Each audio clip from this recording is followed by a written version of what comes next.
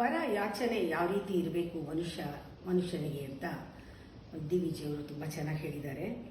Life essence ಅಂತ ಏನಿದೆ ಅದು ಒಂದು ದೊಡ್ಡ ಭಂಡಾರ, ಟ್ರೆಷರ್ ಹೌಸ್, ಅಪಾರವಾದ ಭಂಡಾರ. ಅದನ್ನು ಬೇಕಾದಷ್ಟಿದೆ. ಅದನ್ನು ಕೊಡೋದಕ್ಕೆ, ಅದು ನಮಗೆ ಸಿಗೋದಕ್ಕೆ ಅದನ್ನು ಆಳ್ತಾ ಇರೋರು ಯಾರು ರೆಗ್ಯುಲೇಟ್ ಮಾಡ್ತಾ ಇರೋದು ಅಂದರೆ ಅದರ ಸಾಹುಕಾರ ಯಾರು ಅಂದರೆ ನಮ್ಮ ಅದೃಷ್ಟವೇ, ಕಣ್ಣಿಗೆ ಕಾಣದೇ ಇರೋ ರಹಸ್ಯದ ಅದೃಷ್ಟವೇ ಸಾಹುಕಾರ ಆ ಟ್ರೆಷರ್ನ ಆಳ್ತಾ ಇರೋದು. ಅದೃಷ್ಟ ಇದ್ರೆ ಸಿಗುತ್ತೆ. ನಮಗೆ ನಿಜವಾದ ಅವಶ್ಯಕತೆ ಬಿದ್ದಾಗ ಅವನು ಸಾಲ ಕೊಡ್ತಾನಂತೆ. ಈ ಕೊಡೋದು ಉಂಟಂತೆ, ಅಂದರೆ ನಮ್ಮ ಅದೃಷ್ಟ ಕೆಲಸ ಮಾಡಿಬಿಡುತ್ತೆ, ನಮ್ಗೆ ಬೇಕಾದಾಗ ಸಿಕ್ಬಿಡುತ್ತೆ. ಆದರೆ ನಾವು ಆ ಸಾಹುಕಾರನ್ನ ಒಲಿಸೋದು ಹೇಗೆ? ಅವನು ಒಪ್ಪೋ ಹಾಗೆ ನಡ್ಕೊಳ್ಳೋದು ಹೇಗೆ? ಅವನು ನಮಗೆ ಕೊಡೋ ಹಾಗೆ ಮಾಡೋದು ಹೇಗೆ? ಅವನನ್ನು ಒಲಿಸೋದು ಹೇಗೆ? ಜೀವಸತ್ವದ ಅಪಾರ ಭಂಡಾರ ಹೊಂದಿರುವುದು ಸಾವಕಾರನ್ ಅದೃಷ್ಟನ್ ಅದನಾಳುತಿಹನು. ಸಾವಕಾರನ್ ಅದೃಷ್ಟನ್ ಅದನಾಳುತಿಹನು. ಅವಶ್ಯಕದ ಕಡವನೇ ಅವನೀವುದುಂಟಂತೆ. ನಮಗೆ ಕಡ ಅಂದರೆ ಸಾಲ ಕೊಡ್ತಾನವನು. ನಾವು ಒಲಿಪುದೆಂತವನ, ಹೇಗೆ ಅವನನ್ನು ಒಲಿಸ್ಕೊಳ್ಳೋದು?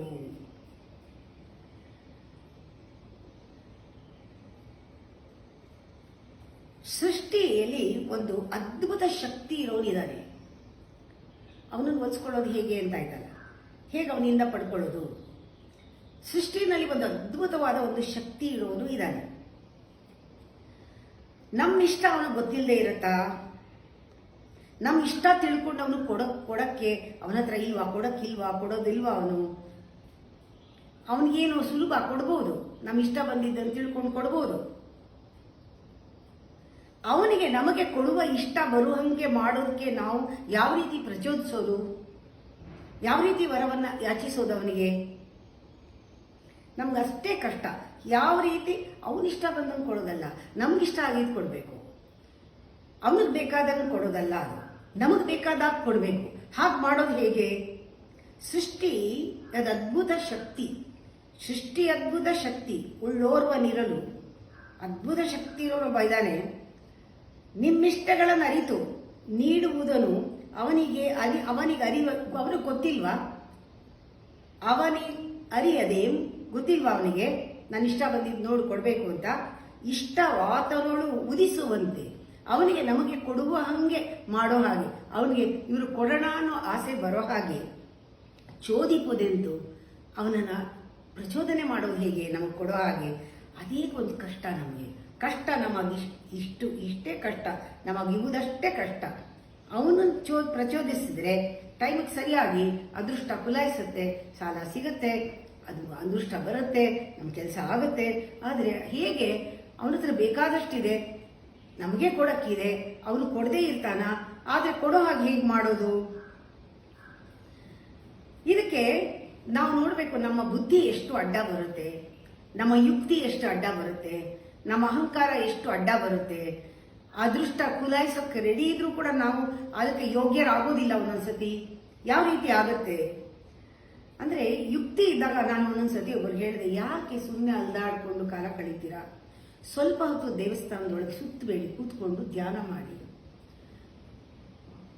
ಎಲ್ಲ ಕಾರಲ್ಲೇ ಕೂತ್ಕೊಂಡು ಏನೋ ವ್ಯಾಪಾರ ಮಾಡ್ಕೊಳ್ತಾ ಇರ್ತೀರಾ. ಕಾರಲ್ಲಿ ಕೂತ್ಕೊಳ್ಳೋದು ಯಾಕೆ? ಡ್ರೈವರ್ಗಳು ಬಂದಿರ್ತಾರೆ, ಎದ್ದು ಬನ್ನಿ, ಕಾರಲ್ಲಿ ಕೂತ್ಕೊಂಡ್ರೆ ಏನು ಸಿಗುತ್ತೆ? ದೇವಸ್ಥಾನಕ್ಕೆ ಬನ್ನಿ, ಕೂತ್ಕೊಳ್ಳಿ, ಕಣ್ಣು ಮುಚ್ಕೊಂಡು ಒಂದು ಸ್ವಲ್ಪ ಹೊತ್ತು. ಬರೋದೇ ಬಂದಿದ್ದೀರಾ ಯಾರ್ದೋ ಕಾರಲ್ಲಿ ಧ್ಯಾನ ಮಾಡಿ ಅಂತ ಒಬ್ಬ ಹೇಳೇ ಬಿಟ್ಟ. ಅಲ್ಲಿ ಕೂತ್ಕೊಂಡು 2-3 ಗಂಟೆ ಧ್ಯಾನ ಮಾಡೋಕ್ಕಿಂತ ಇಲ್ಲಿ ಕೆಲಸ ಮಾಡಿದ್ರೆ ನಮಗೆ ಹಣ ಬರುತ್ತೆ. ಅಲ್ಲಿ ಒಳಗೆ ಕೂತ್ಕೊಂಡು ಧ್ಯಾನ ಮಾಡೋದಕ್ಕಿಂತ ತಟ್ಟೆ ಹಿಡ್ಕೊಂಡು ಕೂತ್ಕೊಂಡ್ರೆ ಕಾಸು ಹಾಕ್ತಾರೆ ಜನ ಅಂತ. ಇದು ಯುಕ್ತಿ ಸಾಮ್ರಾಜ್ಯದಲ್ಲಿ ಭಕ್ತಿ ಪರದೇಶಿ, ಬಡ ಪರದೇಶಿ. ಹೊರಗಡೆ ಕೂತ್ಕೊಂಡ್ರೆ, ತಟ್ಟೆ ಇಟ್ಕೊಂಡ್ರೆ 4 ಜನ ದುಡ್ಡಾರು ಹಾಕ್ತಾರೆ, ಒಳಗಡೆ ಕಣ್ಮುಚ್ಕೊಂಡು ಕೂತ್ಕೊಂಡ್ರೆ ದೇವ್ರೇನು ಕೊಡ್ತಾನೆ ಅನ್ನೋದು. ಅದು ಯಾವಾಗ ಅದು ಆ ರೀತಿ ಇರುತ್ತೆ ಅಂದರೆ, ನಮ್ಮಲ್ಲಿ ದೇಹದಲ್ಲಿ ಶಕ್ತಿ ಇದ್ದಾಗ, ಆ ಯುಕ್ತಿ ಸೇರ್ಕೊಂಡಾಗ, ಆ ಚತುರತೆ ಇದ್ದಾಗ ನಾವು ಈ ಥರ ಎಲ್ಲ ಮಾಡ್ತೀವಿ. ನಮಗೆ ಲೆಕ್ಕಕ್ಕೆ ಬರೋಲ್ಲ. ಟೈಮ್ ವೇಸ್ಟು, ಧ್ಯಾನ ಮಾಡೋದು ಟೈಮ್ ವೇಸ್ಟು, ಗುರುಗಳ ಮಾತು ಕೇಳೋದು ಟೈಮ್ ವೇಸ್ಟು, ಇಷ್ಟೊಂದು ವೇಸ್ಟ್ ಆಗೋಯ್ತು ಟೈಮು. ಇದಿಷ್ಟು ಬೇರೆ ಕಡೆ ಹಾಕಿದ್ರೆ ಇಷ್ಟು ದುಡ್ಡು ಬಂದಿರೋದ, ಟೈಮು ಹಣ, ಕೆಲಸ ಹಣ. ಒಂದು ವ್ಯಕ್ತಿ ಹಣ, ಸಂಬಂಧ ಹಣ. ಇದು ಯಾವಾಗ ನಮಗೆ ಶಕ್ತಿ ಉಡುಗೋಗುತ್ತೆ, ಯಾವಾಗ ನಮಗೆ ಚತುರತೆ ಉಡುಗೋಗುತ್ತೆ, ನಾವು ಸೋತೋಗ್ತೀವಿ, ಆವಾಗ ನಮಗೆ ಗೊತ್ತಾಗುತ್ತೆ ಇಷ್ಟು ದಿನ ನಾನು ಏನು ಮಾಡಿಲ್ಲ, ವೇಸ್ಟ್ ಮಾಡಿದೆ ಟೈಮು, ಇವಾಗ ಏನು ಮಾಡೋಕ್ಕಾಗ್ತಾ ಇಲ್ಲ, ಇವಾಗ ಯುಕ್ತಿಗೂ ಜಾಗ ಇಲ್ಲ, ಬುದ್ಧಿನೂ ಕೆಟ್ಟಿದೆ, ಮತ್ತೆ ಶಕ್ತಿನೂ ಇಲ್ಲ ದೇಹದಲ್ಲಿ. ಆವಾಗ ದೊಡ್ಡದಾಗಿ ಧಾಳವಾಗಿ ಅವು ವಿಭೂತಿಗಳನ್ನ ಹಚ್ಕೊಂಡು ತಲೆನ ಬೋಳಿಸ್ಕೊಂಡು ಇದೆಲ್ಲ ಮಾಡಿಕೊಂಡು ಉತ್ಕ್ರಮಣ ಅಂತಾರೆ ಇದಕ್ಕೆ. ಉತ್ಕ್ರಮಣದಲ್ಲಿ ಅರೆ ಮನಸ್ಸಿನಿಂದ ದೈವವನ್ನ ಹಿಡ್ಕೊಂಡು ಏನು ಅದು ಮಾಡಿಸು ಇದು ಮಾಡಿಸು, ಆ ಯಾಗ ಈ ಯಾಗ ಅದು ಇದು ಇದ್ದಕ್ಕಿದ್ದಂಗೆ ದೇವ್ರ ಮೇಲೆ ಬಂದ್ಬಿಟ್ಟಿದೆ ಅನ್ನೋ ಹಾಗೆ ಅದು ಸಾಧ್ಯ, ಪ್ರಯೋಜನ ಆಗೋದಿಲ್ಲ. ದೇವರಿಗೆ ಆ ಅದೃಷ್ಟ ಕುಲಾಯಿಸೋಲ್ಲ.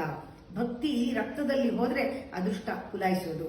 ಆ ಭಕ್ತಿ ಅನ್ನೋದು ರಕ್ತದ ಪರಿಹೆ, ಆ ತರ ಇರಬೇಕು, ನಿನ್ನೊಳಗೆ ಸೇರ್ಕೋಬೇಕು.